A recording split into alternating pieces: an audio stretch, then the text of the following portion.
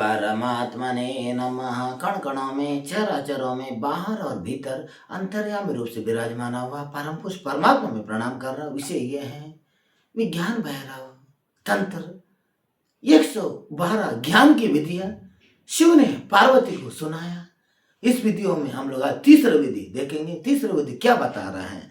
विज्ञान भैरव में तीसरा विधि क्या बता रहा है? शिव पार्वती संवाद परमात्मा की अनुभूति की 112 साधन विधियां विज्ञान भैरव तंत्र में शिव ने बताता है। परमात्मा पाने के लिए नहीं है, ध्यान से शून्य और शून्य से चेतन की यात्रा करो। परमात्मा पाना नहीं है, ध्यान से शून्य और शून्य से और चेतन की यात्रा करो। और इसमें विशेष रूप से नाद ध्वनि को मूल प्रवास है, मूल प्रवेश है और नादा संदान है। और शिव जी बताता है, हे देवी, हे प्रिय, हे पार्वती, जो भी ध्वनि उत्पन्न हो उसी को अंत में जो शांत हो उसमें भैरव स्थित है। जो भी आपके शरीर में आवाज हो रहा हो, कहीं कंपन हो रहा हो, उसकी सुनने लग जाओ। कहीं घुटना में दर्द हो रहा हो, उसको सुनने लग जाओ। कहीं आपके हृदय में विचलित हो रहा हो, उसको सुनने लग जाओ। जब आप सुनते उसके पीछे जाने लग जाओ, जानने के बाद जो ध्यान उत्पन्न हो उसी का अंत में जो शांत है उसी में जो भैरव स्थित हो, जैसा ध्वनि हो के फिर रुक जाता है। कोई हाथ हलचल कर रहा है, इधर दिमाग लगा, वो हलने के बाद रुक जाता है। वो समय में तुम ध्यान दे दो, उसमें आवाज भी सुनना है।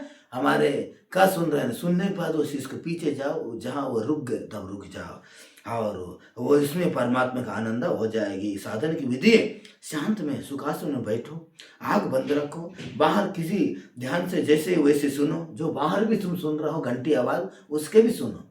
घंटी बज जाए फिर रुक जाता है, तब उधर ही सुनते रहो और सुनो। और किसी भी ध्यान को ना अच्छी ना बुरी कहो, विमर्श मत करो, ये अच्छी आवाज है बुरी आवाज, विमर्श मत करो। सुनते ध्यान ध्वनि का अंत पर टिक जाए और जो ध्वनियों के बीच में जो मौन है वो उसमें जो ठहर जाए। और ध्वनि से मौन, मौन से आत्मा, ध्वनि से मौन से आत्मा। जब कोई आवाज आ रहा हो उसको सुनो, टिप्पणी मत करो अच्छी बुरी है, केवल सुनते रहो।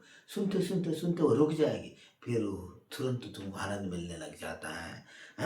और इस विधि को क्या रहस्य है? जिसने ये विधि को करने लग गए, जिसने पुरुष ने ये विधि करने लग गए, और ध्यान स्पंदना के अंत शून्यता पर परम चैतन्य, नाद ही ब्रह्म की द्वार है, नाद ही पर ब्रह्म की द्वार है। और इस साधन में अनुभूति करने वाली है ऋषि नारद जी, नाथ योगी परंपरा, नाथ संप्रदाय योग परंपरा, अभिनव गुप्ता और ललब्ध जी और रमण महर्षि ओशो और जय कृष्णमूर्ति, ये समय के वर्तमान की है। और साधन के अनुभव संकेत मिलता है। संकेत ये मिलता है, बाहर ध्वनि दूर लगने लगता है, बाहर को आवाज जो दूर लगने लगता है, भीतर घंटी बांसुरी जखनी सुनाने लग जाता है। आपके भीतर जो बांसुरी घंटी जो सुनाने लगता है, मन स्वतः शांत हो जाता है, अस्तु से एकत्र के भाव हो जाता है। जो बाहर सुन रहे हैं आपके अंदर ही सुनने लग जाता है। आपके अंदर से घंटी जो अपने हिंदू धर्म में जो घंटी बजता है, आरती उतरता है, जो गंजरा बजता है, ये सब अपने अंदर ही बजता है, अपने अंदर ही बस ये आवाज़ सुनने लग जाता है। इसकी ये प्रमाण है, सुनने लग जाता है। और सावधानी कौन से बरतना चाहिए? कान बंद करो, जोर ना डालो, कान बंद करो, जोर नहीं डालो, कान बंद करो, जोर नहीं डालो।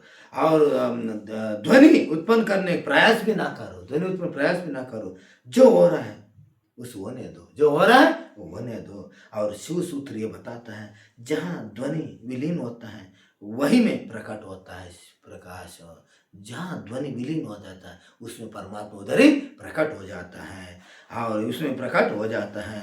और आगे देखेंगे, मैं बताऊंगा स्पर्श से परमात्मा का अनुभूति, शरीर के भीतर शून्य के अनुभव। चौथी विधि में स्पर्श से परमात्मा का अनुभूति और शरीर के भीतर शून्य के अनुभव किस प्रकार 5000 साल की पुराना प्राचीन ग्रंथ में है। और कोई भी साधक हो, हजार 112 विधियों में एक साधन, एक विद्या भी पकड़ा तो परमात्मा तक पहुंचा सकता है, पहुंच जाएगा।